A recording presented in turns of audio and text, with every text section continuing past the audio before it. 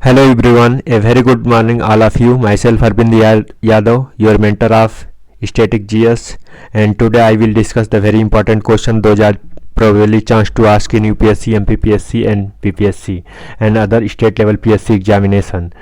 And before the starting this video, I will say two things. If you want to free PDF, join our Telegram group, and second things, don't forget the like, share and subscribe, and also hit the bell icon. So myself Arvind Yadav, and here is my contact number, and this is my Insta ID, and join and ask me any doubt. So now move to first now today I will discuss this marathon in science topic, and I will cover all the important questions those is probably asked in the various examination. So today we will start the lecture. Hemoglobin is protein inside the red blood cells and carry the which of the following.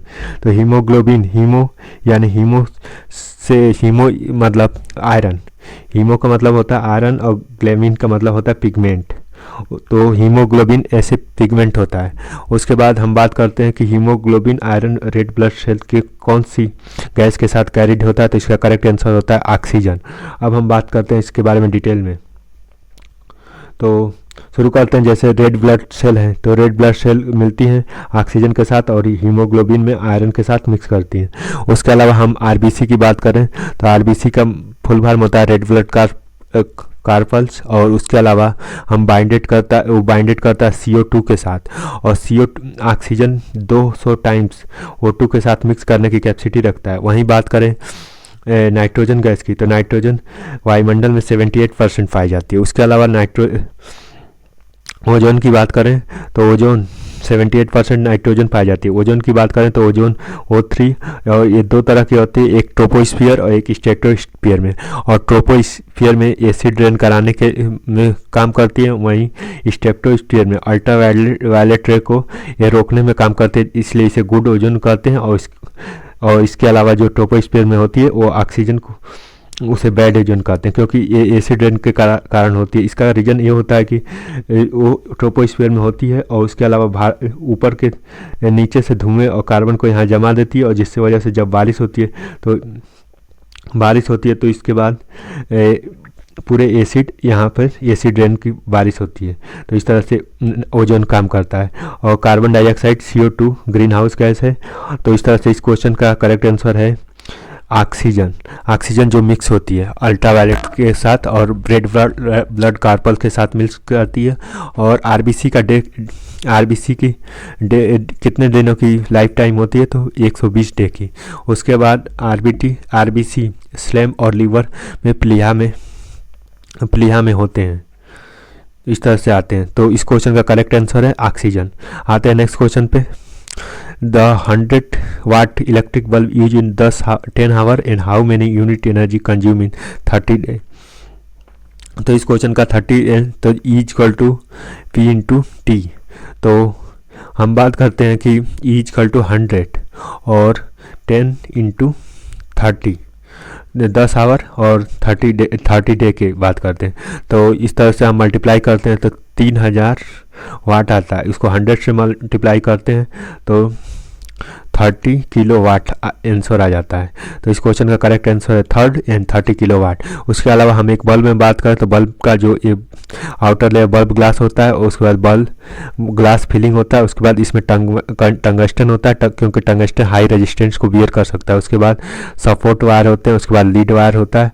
उसके बाद डूमेट wire, और उसके बाद stem होता है. उसके बाद cap होता है, और एक लाइट बल्ब का स्ट्रक्चर है ये पूरा. और इस तरह से हम उसके अलावा हम एडिशनल फैक्ट की बात करें, जैसे 1 किलो वाट में कितने जूल होते हैं तो 3.6 × 10⁶ जूल होते हैं. इसके अलावा हम बात करें 1 हार्स पावर बराबर कितना होता है, 1 हार्स बराबर कितना होता है तो 746 वाट होता है. इसके अलावा हम बात करें तो इस क्वेश्चन का करेक्ट आंसर है E = P × T, और P की वैल्यू है 100 किलोवाट जो 10 आवर वर्क करती है, और 30 डे. तो इस तरह से 30 किलोवाट आंसर आ जाता है. तो इस क्वेश्चन का आंसर 30 किलोवाट. आते हैं नेक्स्ट क्वेश्चन पे. Clove is represented by which of the following. तो क्लोब यानी लौंग, और लौंग क्या है तो लौंग एक फ्लावर वर्ड है, यानी फूल की कली है. तो इस क्वेश्चन का करेक्ट आंसर है फ्लावर ब्लड। अब आते हैं नेक्स्ट क्वेश्चन पर। Blue baby syndrome is cause of due to presence of which of the following blood.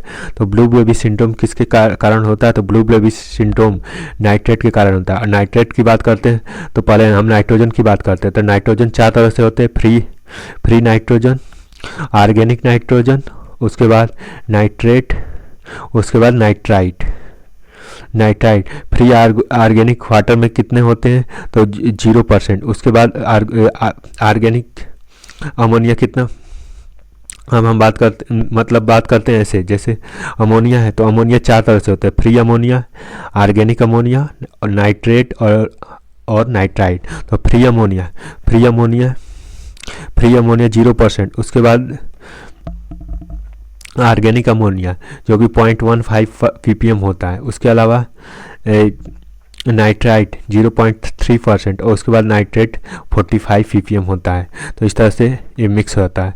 और तो ब्लू बेबी सिंड्रोम किसके कारण होता है? बच्चों का पीला पड़ना नाइट्रेट की कमी के कारण होता है और इसे मिथानोग्लोबिया नाम से भी जाना जाता है।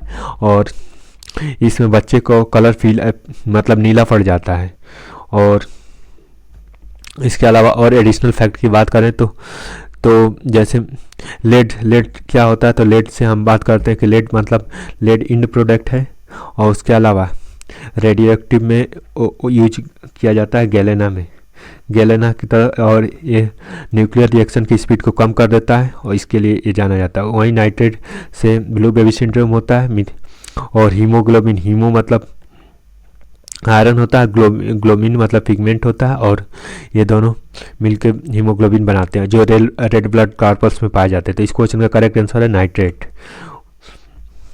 उसके बाद टाइफाइड, जैसे टाइफाइड की बात करें तो साल्मोना टाइफी होता है। उसके बाद फ्लोराइड से होता है मोल्टन ऑफ टीथ हो जाता है। आते हैं नेक्स्ट क्वेश्चन पर। बीच ऑफ द फॉलोइंग इंडिकेटर है एयर पॉल्यूशन। तो एयर पॉल्यूशन का इंडिकेटर क्या है? तो लाइकेन है। लाइकेन होता है एयर पॉल्यूशन का इंडिकेटर। और लाइकेन कैसे बनता है? तो एल्गी प्लस फंगस को मिला के लाइकेन मिलता है। और सबसे पहले लाइकेन कहाँ मिला था? तो पिथौरागढ़ उत्तराखंड में हुआ था, जहाँ पर युद्ध अभ्यास सूर्य किरण अभी युद्ध अभ्यास हुआ था। भारत और नेपाल के बीच पिथौरागढ़ उत्तराखंड का एक जिला है, वहाँ पर भारत और नेपाल के बीच युद्ध अभ्यास हुआ था, वहीं लाइकेन पहली बार मिला था। और कौन इंडिकेटर एयर पॉल्यूशन का? तो लाइकेन है। इसके अलावा हम बात करें कि एब्सेंट सल्फर होती है और एब्सेंट सल्फर हो जाती है, तो इस तरह से हो जाता है। उसके अलावा तो इस क्वेश्चन का करेक्ट आंसर है सी यानी लाइकेन। आते हैं नेक्स्ट क्वेश्चन पे और बात करते हैं deficiency of riboflavin cause which of the following disease. तो इस क्वेश्चन का करेक्ट आंसर है डी यानी चेलोसिस। और चेलोसिस क्या होता है? जीभ के पर छाले पड़ जाना, जीभ में कोटिंग हो जाना। इसके अलावा इसमें एफएन और एफएडी कंटिन्यूस और राइबोफ्लाविन होता है। उसके अलावा विटामिन B2 से लौंग और इन सब चीज़ों की बातें होती हैं। इसके अलावा हम राइबोफ्लाविन काज की कमी से होता है।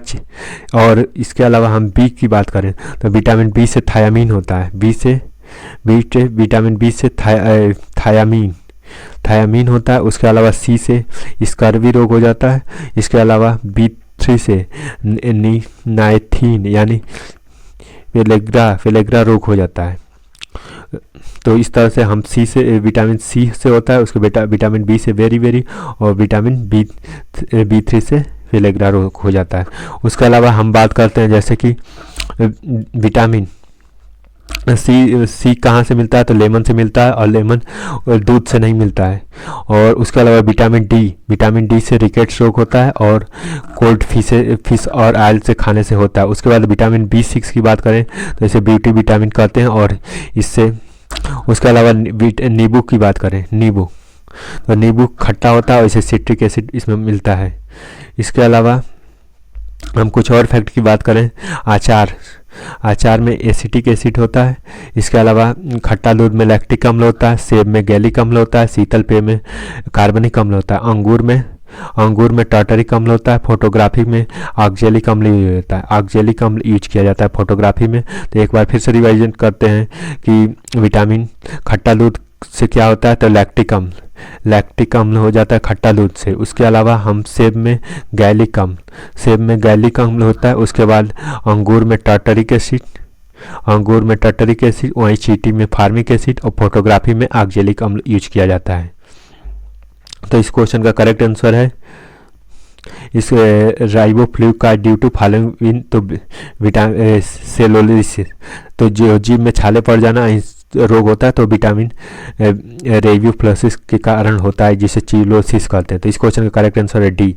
आते हैं नेक्स्ट क्वेश्चन पे, which is the following disease is not a mosquito borne disease, तो मॉस्किटो यानी मच्छरों से होने वाला रोग, तो मॉस्किटो से होने वाला रोग कौन सा नहीं है, not a mosquito borne disease. तो इस क्वेश्चन का करेक्ट आंसर है स्लीपिंग सिकनेस।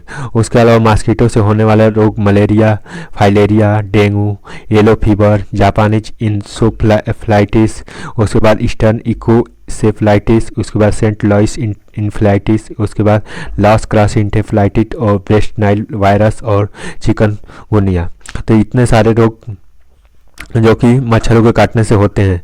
इसके अलावा मच्छरों से निद्रा रोग या स्लीपिंग सिकनेस नहीं होता, तो not a mosquito borne disease. उसके अलावा हम बात करते हैं one by one. Malaria mosquito, तो मलेरिया होता है, मलेरिया एडिज मच्छर के काटने से होता है, जो मादा मच्छर यानी फीमेल मॉस्किटो होता है। उसके बाद मलेरिया की बात करें तो मलेरिया आरबीसी और लीवर में होता है। मलेरिया जो एडिज मच्छर काटने से होता है, फाइलेरिया मादा एनाफिलीज मच्छर काटने से होता है। उसके बाद डेंगू मच्छर काटने से होता है। उसके बाद इस तरह से तो ये मच्छर से काटने वाले डिजीज होते हैं, और मच्छर से काटने वाले नहीं होने वाला ये स्लीपिंग सिकनेस। तो इस क्वेश्चन का करेक्ट आंसर है सी। आते हैं नेक्स्ट क्वेश्चन पे और बात करते हैं Ringelmann scale which is density measure in which of the following. तो इस क्वेश्चन का करेक्ट आंसर है ए, यानी स्मोक, धुआं। और रिंगलमैन अगर स्मोक और फॉग मिल जाए तो क्या बनता है, स्मोक और दोनों मिलकर स्मोक बनता है, यानी कुहरा बनाते हैं। और वहीं बात करें लाइट की स्पीड कितनी होती है, 3 × 10⁸ मीटर पर सेकेंड। वहीं साउंड की स्पीड होती है 332 मीटर पर सेकेंड। तो इसीलिए जब बिजली चमकती है तो पहले लाइट पहले आता है और आवाज़ बाद में आता है, क्योंकि लाइट की स्पीड ज़्यादा होती है और साउंड की स्पीड कम होती है। उसके अलावा साउंड मीडियम एक मैकेनिकल और लॉन्गिट्यूडनल वेव होता है, और इस वजह से ये काम करता है। तो इस क्वेश्चन का करेक्ट आंसर है रिंगलमैन स्केल यूज किया जाता है स्मोक मेजरमेंट के लिए। आते हैं नेक्स्ट क्वेश्चन पर, which of the following is not correctly match. तो कौन करेक्टली मैच नहीं किया गया, तो हम बात पढ़ते हैं वन बाई वन। तो एसिड प्रेजेंट इन विनेगर, तो एसिटिक एसिड ये करेक्ट है। उसके बाद compound present in bones in calcium phosphate, ये भी करेक्ट है। स्कॉर्बिक इन मिल नाइट्रिक एसिड ये गलत है। इसका करेक्ट आंसर है ऑस्टियोलॉजी। उसके अलावा acid present in gastric jute in hydrochloric अम्ल यानी HCl, तो ये भी सही है, यानी सी ऑप्शन गलत है एंड नॉट करेक्टली मैचेज, तो सी ऑप्शन इसका आंसर हो जाएगा। उसके अलावा हम बात करें एसिड तो गैस्ट्रिक जूस HCl होता है। फिर हम बात करते हैं नेक्स्ट क्वेश्चन की, विच of the following is not a highest concentration of atmosphere. तो इसका एटमॉस्फेयर में कौन हाईएस्ट कॉन्सेंट्रेशन में होता है, तो आर्गन। तो आर्गन कितने परसेंट होता है, 0.93%। वहीं CO2 की बात करें तो CO2 0.3% होता है, 0.3% होता है। उसके बाद अलावा हम मीथेन की बात करें, मीथेन को CH4 और ये दलदल गैस पाई जाती है, और डैम्प गैस इसे बोलते हैं, और ये दलदल में पाई जाती है। और इसमें उसके अलावा हम आर्गन की बात करें तो आर्गन को AR से यूज करते हैं, 0.93% होता है। इसको हम बल्ब में यूज करते हैं, ट्यूबलाइट बल्ब में यूज किया जाता है। और हैलोजन, और ये सबसे ज़्यादा क्रियाशील, ये सब गैसें हैलोजन के साथ सबसे ज़्यादा क्रियाशील अगर कोई है तो वो क्लोरीन है। तो क्लोरीन हैलोजन ग्रुप के साथ सबसे ज़्यादा क्रियाशील है, हैलोजन ग्रुप होता है। तो इस क्वेश्चन का करेक्ट आंसर है आर्गन। आते हैं नेक्स्ट क्वेश्चन पे, who plant is survive the withdrawing their cell in prevent the formation of during cold up to -40 is known as a Frost resistance. और -40 डिग्री टेम्परेचर पर कैसे adjust करते हैं, तो इसे जीनोफ्लाइलेटिक प्लांट कहते हैं, जो फ्रॉस्ट प्रतिरोध बनाता है। और -40 डिग्री टेम्परेचर पर फ़ारेनहाइट और सेल्सियस दोनों सेम होते हैं। और उसके तो इस क्वेश्चन पर which cell is not extreme cold condition, तो फ्रॉस्ट रजिस्ट्रेशन इसका करेक्ट आंसर हो जाता है।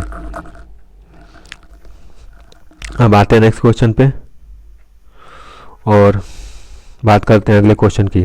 तो natural rain water etch value of कितना तो 5.6 करेक्ट होता है। और पीएच वैल्यू को मेजर करके 1 से 14 तक होता है, उसमें 7 यहाँ पर होता है, 7 नेचुरल वाटर का होता है। इधर एसिड होता है 1 से 7 तक एसिड, उसके बाद बेस और उसके बाद यहाँ पर न्यूट्रल होता है। तो जो इसके बाद बात करते हैं, उसके अलावा हम सब चीज़ों की बात करें, जैसे कि वाटर का पीएच वैल्यू, तो वाटर का पीएच वैल्यू 7 होता है। वही सालिवा का पीएच वैल्यू 6.8 होता है, यानी लार का पीएच वैल्यू 6.8 होता है। उसके अलावा हम बात करें ब्लड का, तो ब्लड का पीएच वैल्यू 7.4 होता है। उसके अलावा हम लुइस बेस होते हैं और लुइस बेस होते हैं जो कि AlCl3 और BF3 उसके बाद FeCl3 होते हैं, तो ये लुइस बेस होते हैं। तो इस क्वेश्चन का करेक्ट आंसर 5.6 जो कि नेचुरल रेन वाटर का होता है और जो कि एसिडिक होता है। और एसिडिक क्यों होता है, तो NO2 और SO2 जो कि गैस के साथ मिक्स करके एसिडिक रेन कराता है। आते हैं नेक्स्ट क्वेश्चन पे, जैसे पीएच स्केल 0 से और 14 के बीच में लाई करता है और कॉन्सेंट्रेशन ऑफ हाइड्रोजन आयन के बीच डिस्टिल्ड वाटर पर कैसे होता है, ये नीचे डाउन पर मोर एसिडिक और ऊपर जाने पर मोर एल्कलाइन होता है। उसके बाद किसकी रेंज कितनी होती है ये मेंशन किया गया है। अब आते हैं नेक्स्ट क्वेश्चन पे, the presence of responsible for generation of energy in with in the core of the sun.